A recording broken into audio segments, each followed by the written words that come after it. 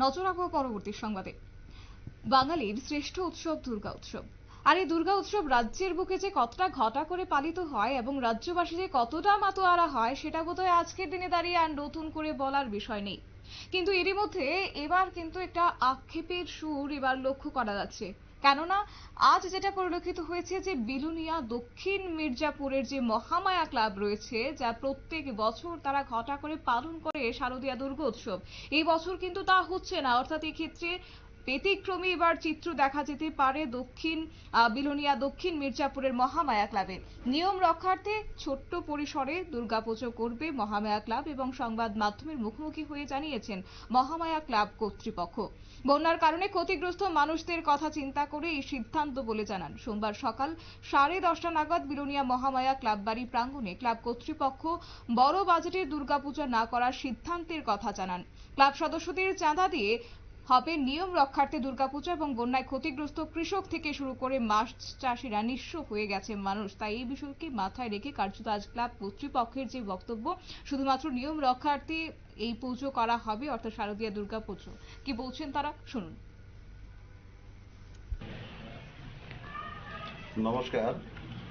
আমরা দক্ষিণ মির্জাপুর মহামায়া ক্লাবের পক্ষ থেকে আমরা একটা বিশেষ পরিস্থিতি নিয়ে বিলোনিয়াবাসীকে অবগত করার জন্য আমরা লাইভ টেলিকাস্টে এসেছি। প্রসঙ্গটা হচ্ছে, আমরা দুর্গাপূজা ব্যাপারে গত বছর আমরা এখানে কেদারনাথ মন্দির করেছিলাম খুব সাড়ম্বরভাবে। আমাদের এবারেরও প্রস্তুতি চূড়ান্ত ছিল যে গত বছরের ন্যায় এবারে নতুন আরেকটা থিম তুলে ধরার জন্য। কিন্তু রাজ্যবাসী সবাই অবগত আছে যে বর্তমান পরিস্থিতিতে ত্রিপুরা রাজ্যের যে ভয়াবহ প্রাকৃতিক বিপর্যয়ে নেমে এসছে, এতে প্রত্যেকটা মানুষ ক্ষতিগ্রস্ত হয়েছেন। কেউ সরাসরি হয়েছেন, কেউ প্রত্যক্ষভাবে হয়েছেন, কেউ বা আগামী দিনে ক্ষতিগ্রস্ত হওয়ার সম্মুখীন রয়েছে। তার কারণ সমস্ত কিছু নিঃশেষ হয়ে গেছে। আমাদের এই ত্রিপুরা রাজ্যের উৎপাদন, যারা কৃষিজ জিনিস উৎপাদন করেন, সবজি উৎপাদন করেন, মাছ উৎপাদন করেন, সব কিছুই নষ্ট হয়ে গেছে। মানুষের উপর যে আগামী 5-6 মাস যে আর্থিক বোঝাটা আসছে, সে কথা বিবেচনা করে এবারে 2024 সালের আমাদের মহামায়া ক্লাবের যে দুর্গাপূজা, সেই দুর্গাপূজা আমরা যেভাবে করতাম সেটাকে আমরা স্থগিত করেছি। শুধুমাত্র নিয়ম রক্ষার জন্য আমরা ছোট্ট আকারে কারোর থেকে কোনো রকমের চাঁদা সংগ্রহ না করে নিজেরা ক্লাবের যারা এক্সিকিউটিভ মেম্বার সদস্যরা আছেন তাদের নিজেদের উদ্যোগে আমরা নিয়ম রক্ষার একটা পুজো মন্দিরে প্রাঙ্গণে আমরা করব, কিন্তু সেইভাবে সাড়ম্বরভাবে করছি না।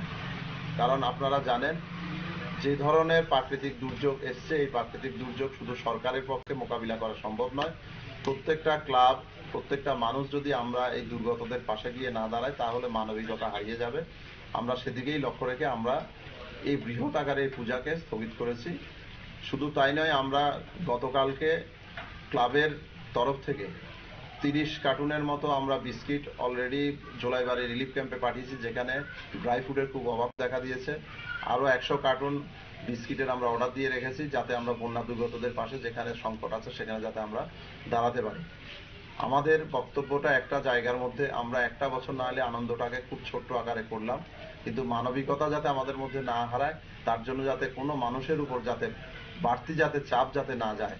আমরা মনে করি একটা মানুষের থেকে আমি যদি 2000 টাকা চাঁদা নিই, 1000 টাকা বা 500 টাকা চাঁদা নিই, এই টাকাটা না নিলে হয়তো একটা মাস হয়তো সে কাঁচা সবজিটাও হয়তো কিনতে পারবে। সেই সুযোগটাও যাতে আমরা তাদেরকে একটা বছরের জন্য দিতে পারি, তার জন্য আমরা এই সিদ্ধান্তে এসেছি। আমি ক্লাব সম্পাদক মহামায়া ক্লাবের, সঙ্গে আছেন ক্লাব সভাপতি বাবুল।